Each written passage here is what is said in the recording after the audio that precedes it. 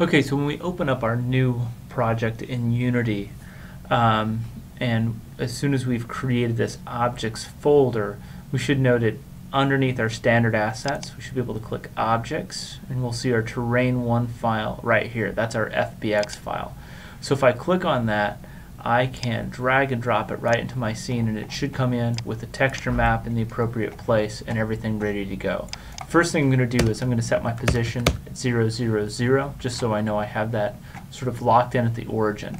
Now there's a couple of problems to fix with it very, very quickly if I want this to act as a basic terrain. I'm going to go back, and in the project dialog box here, I'm going to go ahead and click terrain, and I want to make sure my scale factor is set correctly. And I know inches to meters is the unit conversion from SketchUp into Unity, so I need to set this to 0.0254. And I also want to turn on colliders, so that way when I put my first-person controller camera into the scene, it doesn't just fall right through. We actually want it to collide with that mesh. So with those two things set, once I click back in the scene space, it's going to say, do I want to apply these settings? And I'm going to say apply.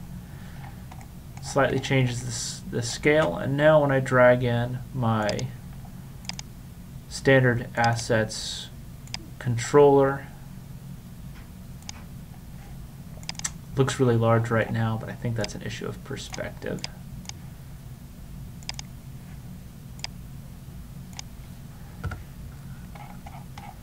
Let's set it on to the site.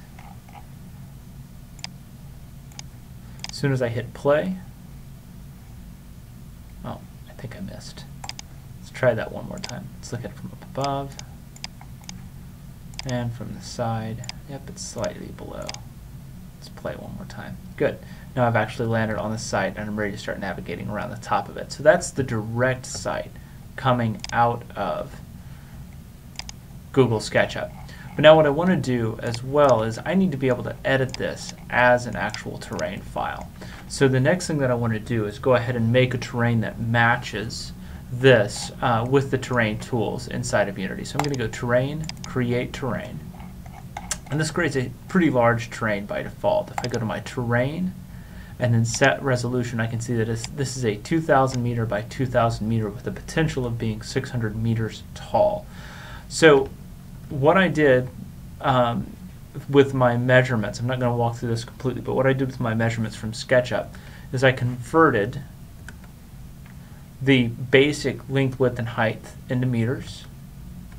So in Unity, I know I can set my terrain width at 366.7 meters, my terrain height at 13.1 meters, and my terrain length at 265.2 meters.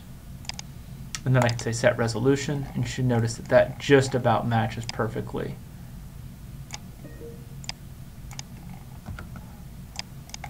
with the existing. So from there, what I'm going to do is I'm going to create a new JavaScript underneath my editor folder. And that editor folder will copy and paste a script called object to terrain. So I'm going to go, I've got my editor folder selected, I'm going to go create new JavaScript, and then I'm just going to go ahead and open this up.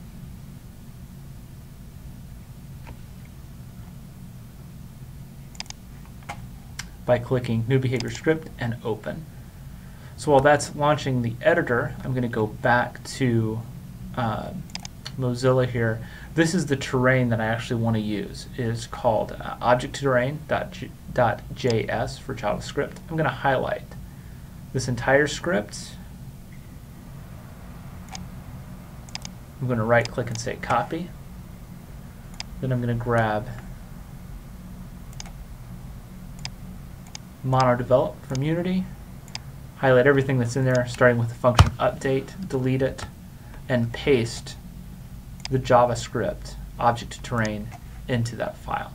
So now I'm going to go File, Save As, and I need to repeat that name, which is object to terrain.js, and say save.